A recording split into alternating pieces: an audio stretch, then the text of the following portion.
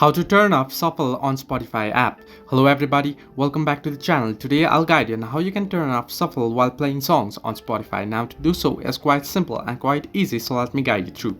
First, what you want to do is open up the Spotify app and make sure you're logged into your account. I'll just log in with my Google account because my account is logged in or signed in with my Gmail. So once you log in, as you can see on the screen, what you want to do is head into a playlist that you are listening to or that you want to listen to. Now here, if you play a song right here, and then if you open up the song profile by tapping on the bottom of your screen, you can see the song playing. Simply tap on it, and here you'll be able to find the shuffle option at the bottom left corner of the screen. You can see the two arrow icon. Now if it's enabled, it'll be green. Now if it's green, it means that the shuffle is on. Now to turn it off, what you need to do is simply tap on it and it will be disabled.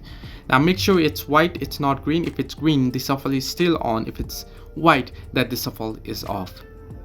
So this way you can turn off shuffle on Spotify app. Hope this helped you. Do like and subscribe, and do not forget to leave a comment down below if you have any further issues.